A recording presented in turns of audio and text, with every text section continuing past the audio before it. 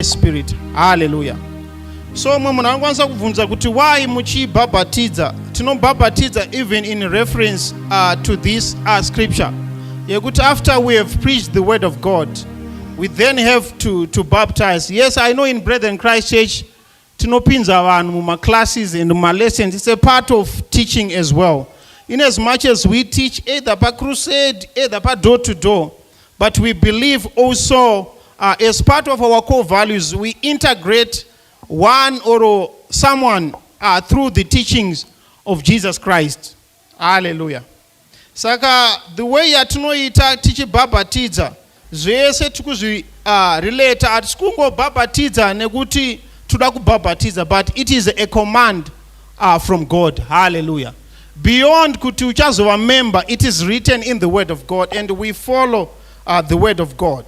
Like I said, baptism is personal and public identification with Jesus Christ. Hallelujah. So patinenge tichibhabhatidza vanhu, it's an identification. Nyika in the way that identify nayo vanhu vayo, even vasinganamati. One the way identify nayo vanhu vavo.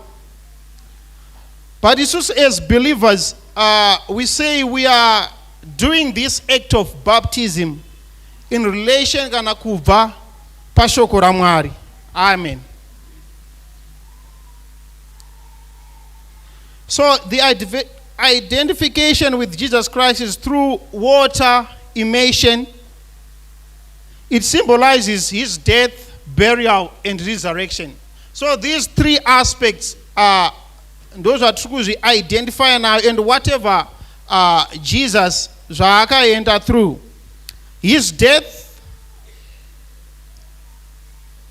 burial, and resurrection. So nyaya iripo aizi nyaya kungoti tikubhabhatidze chete, but inyaya kuti uchafa naye, and the burial and the resurrection. But not the resurrection tikutarisira kuti munhu amutsirwe muupenyu hutsva. Hallelujah. So baptism sezvanambotaura haifane kungogumira pamapepa, but baptism ngai address this thing. And the last part is very important, the issue of resurrection. Munhu ngaamutsirwe kuupenyu hutsva hwekuraramira iye. Hallelujah. So ndosaka Paulo even achitara kuna Galatians 2:20 kuti I have been crucified with Christ, and it is no longer I who lives, but it is Christ who lives in me. Saka patinge tichinyudza munhu mumvura tikuti ari kufa pazvivi. Hallelujah. And paari kufa pazvivi hatitarisire kuti munhu the way yawairarama nayo uzorama uchirarama zvakadaro. But mazuva ano I think kuti baptism yangoitwa is part of tradition. Vanhu hauone shanduko pavari. Vanhu vanoramba achirarama as the heathen. But shoko raMwari tikaverenga kuna Romans chapter 6 rinotaura kuti torarama muzvivi here kuti nyasha dziwande. Zvongo zvanzi aiwa kwete. Dauti tiverenge ipapo. Roma chapter 6.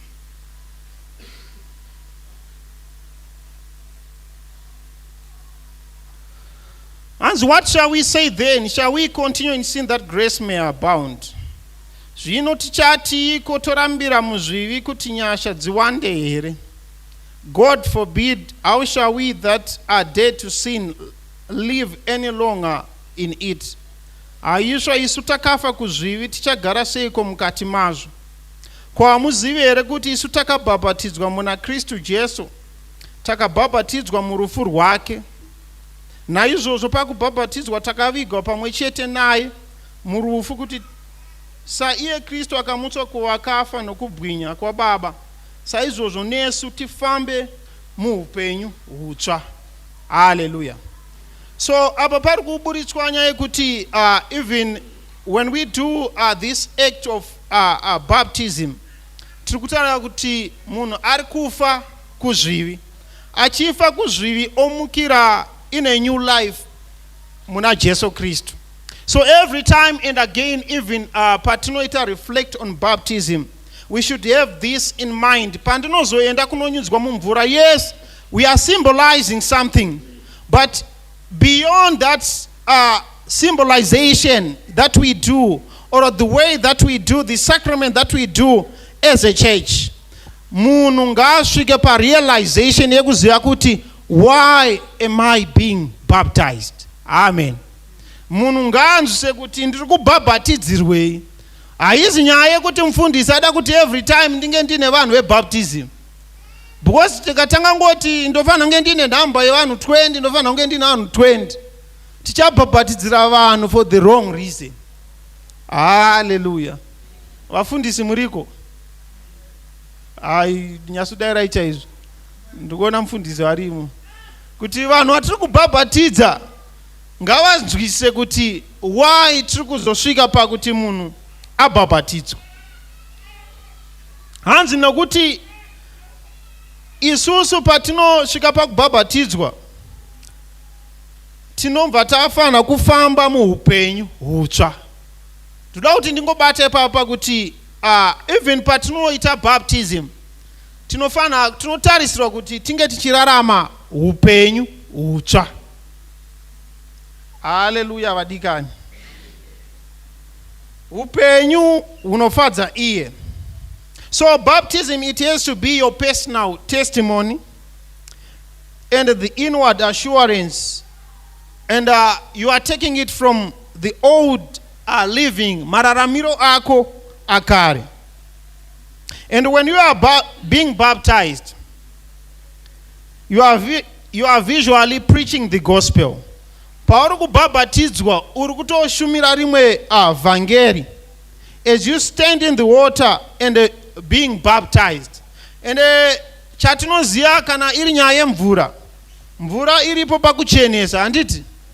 That's why kana nchimbotaura kuti isu taipinda mune inoyerera, vaibhilivha ivo kuti tikasvika pane akamira zvifambe mushe. But edha kuti handiti munoona vamwe kune mamwe machechi munhu anobhabhatidzirwa mudhishi. Hamusati mambozviona? Variko even vana handiti kune infant baptism. But isusu as Brethren Christ Church tinotangira pa 12 years. Ndizvo mfundisi? Ndikataura zvisizvo ndozonyimwa kola. So isusu hatiite hedu infant baptism, but tinotangira pa 12. The reason why we do that, tenjitarisira also kuti munhu akwanisa kuita even decision yekumira kuti either patotaura nyaya yesalvation, nyaya even yeconfession inotaurwa kuna Romans 10 verse 9. Munhu pachake iye kwete zvekufoseredzwa namaipiri kuti star iwewe ufanira kutobhabhatidzwa iwewe star, kana usingina kubhabhatidzwa mba muno mahudye sadza. Aihopo vanhu vari apa havizirizo zvamaitwa yekunzi kana usina kubhabhatidzwa upinde pano. Vanhu vechechi vanozviita izvozvo.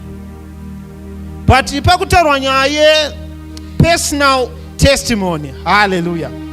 So whatever we do patinoita baptism, even umwe munhu anoti kosei ndichizobhabhatidzwa, even Jesu anotipa the example. In as much as he was God, to a certain degree akabvuma kuti mutadzi, akabvuma kutakura zvivi, to a point yekuti akazoenda even kunobhabhatidzwa naJohani. So hapana munhu anoti inini kungogamuchira Jesu kwandakaita. Ukamboona vanhu vanogara muchechi asina kubhabhatidzwa, kutozoita kupinwa chaiko kunzi bhabhatidzwai kani. Kana Mwari kana Jesu akasvika to a point, to a degree, in as much as he was God, but he went through baptism. Hallelujah. So isusu tese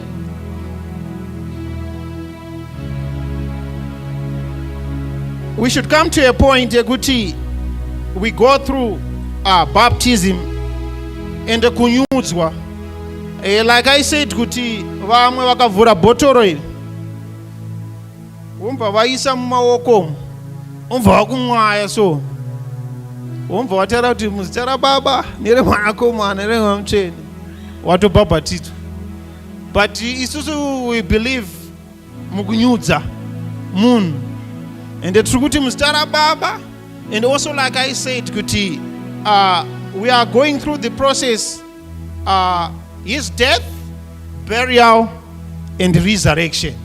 And chakanyanya kukosha panyaya ye-resurrection kuti every time muchanyudzwa mumvura umu, but muchibva umu mabasa enyu anofanira kuratidza.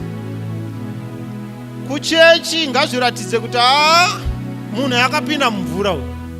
Anditi even Jesu paakabhabhatidzwa pakava neshanduko, and pakanzwiwa voice from above. So even as we go through the process of baptism, may it bring also life even within us. Ekuti every time pandinofunga the day that I was baptized, ndinoti zveshuwa makaunzwa shanduko mandiri, beyond kuti nechipepa chandakaisa kumadziro, beyond kuti ndakupinda muma-congregational meetings e-Brethren in Christ Church, kudenga uku ngazvirekodi. Hallelujah. Kana Jesu akanzi uyu ndiye mwanakomana wangu wandinodisisa, because akaenda through the process. Hallelujah. So hapana paunojamba process yebaptism umva kuti ini ndakazvarwa muchechi, inini ndakakurira muchechi. Nyaya iripo about your personal testimony. You go through his death, burial and resurrection. So vanhu vese vachabhabhatidzwa muzuva ranhasi, patiri kutarisa nyaya yebaptism, ndiri kuti ndiri kusiya zvivi imomo mumvura pandakamira panapa. Hanzi hamuzivi here kuti tese takabhabhatidzwa muna Kristu, takabhabhatidzwa mukufa kwake, ende tikavigwa maari ende murufu rwake, in order that we may be raised with him. So Mwari ngaatibatsire kuti every time and again patinobva panyaya dzebaptism, patotarisa nyaya yebaptism, the third party address kwesterepe yekuti vanhu vararamire a new life in Christ Jesus. So that's why shoko raMwari richitaura kuti for he made him who knew no sin to be sinful for us, so that we may become the righteousness of God. So whatever processes that we are doing, so that we may live for him, tiraramire zvaanoda iye, noti zvinoda mufundisi achakunyudza pano. Vadikani dai takangomirira takangogumira pakuti ndabva mumvura ino ndaamemba, dai tisina kukura. But every time it's a time that we live a life that is worthy of our calling. So every time we are being baptized, every time when we come, even in the month of November, it's a time to reflect on his death, the suffering, and that time the resurrection. And the resurrection part is coming to us. It's about individual, how you live for him. Hallelujah. So I'm just calling everyone achabhabhatidzwa muzuva ranhasi, kana wangosina kuita this decision, kana wangoti ndichangoita as an act yechurch, unogona kuti mufundisi ndokumbura mundiise paside, hazvisi kureva chinhu kwandiri. Until a point baptism paichareva chinhu kwatiri. Kereke yedu icharamba ichikura, kereke yedu hatirambe tichidzokera even kumadhaka. But vanhu, apa ndakutaurira munhu wese zvisinei nebaptism, kuti vanhu vakangogumira pabaptism imbo pano zvazvaperera ipapo, hapasisina about living for him. But like what Paul says, it is no longer I who lives, but it is Christ who lives in me. So may this baptism bring a change even in your life. May this baptism bring fruits even in your life. May this baptism be a baptism with a difference.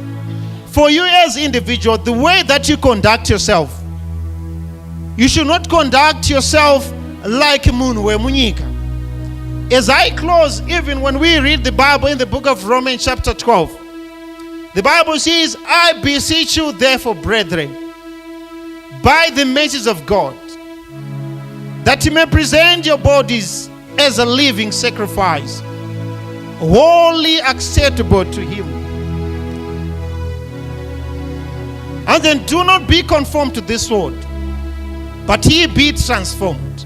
So transformation is to start. Do not be conformed, forced to the shape of the world, but be ye transformed. So transformation, it has to start within us, and ngazvitangire mumunhu wemukati.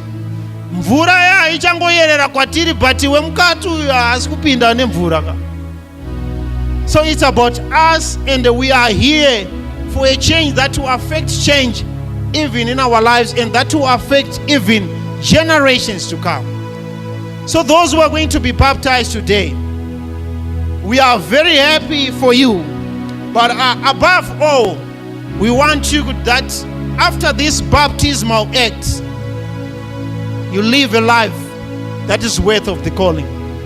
We are going to take vows, but these vows, I was asking myself, vanhu vanorevesere pamavhaus vanenge vaita ndichapa chegumi, ndichauya kuchechi, but mazuva people are too busy for God.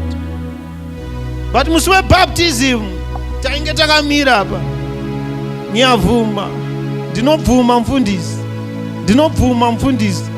muchauya here kuchina, ndinobvuma mufundisi, muchapa chegumi, ndinobvuma mufundisi. So ngaisangova tradition, ngaisangova mucherechedzo ngoti se brethren tinodai, but let be something that brings life even in our mortal bodies, that we live for Him. Every day we die to self. We die to self and we live for Christ. Hallelujah. So at this point in time, I'll ask Reverend Chaingube to pray for us. Kuti Mwari atungamire even chero pachaita procession ye baptism ireve chimwe chinhu matiri even isusu tagarisa kuchechi, as we reflect on baptism, handizvo zvinobvumidzwa remufundisi kuti waona yao kuti mafambiro andiri kuita ndane 15 years ndambobhabhatidzwa, but kamufambiro kandiri kuita akasi kutomboenderana nekuti ndakabhabhatidzwa, zvinoita here kuti ndidzokere mvura. Mareverends achadiscussa nezvayo.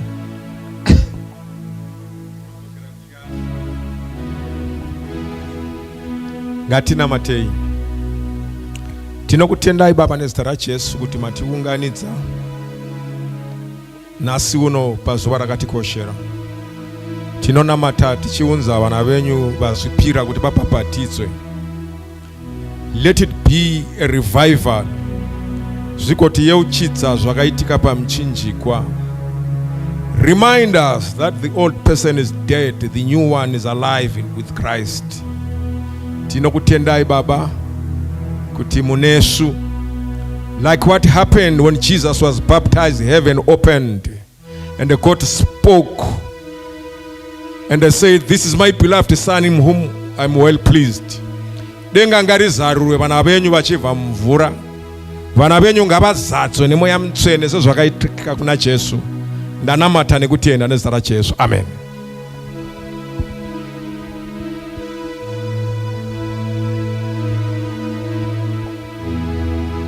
Tinotenda.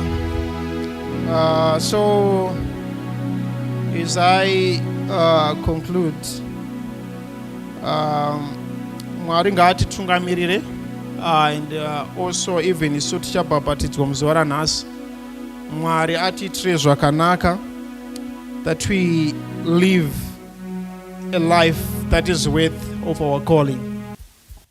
Siyabonga Baba, siyabonga Jesu, siyabonga Baba, usithethe, siyabonga Baba, siyabonga Jesu, siyabonga Baba, amen, usithethe, siyabonga Baba, siyabonga Jesu, siyabonga Baba, hallelujah, usithethelele Baba, usithethelele Jesu, usithethelele izono, amen, usithethelele Baba, usithethelele Jesu, usithethelele siyabonga,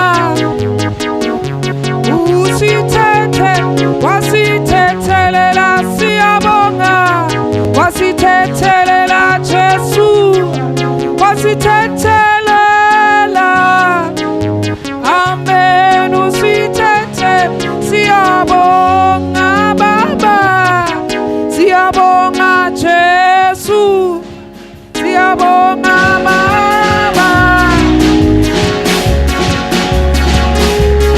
siyabonga Baba, siyabonga Jesu, siyabonga Baba, amen, usithethe, wasithethelela siyabonga, wasithethelela Jesu, wasithethelela siyabonga, amen, usithethe, wasithethelela Jesu, wasithethelela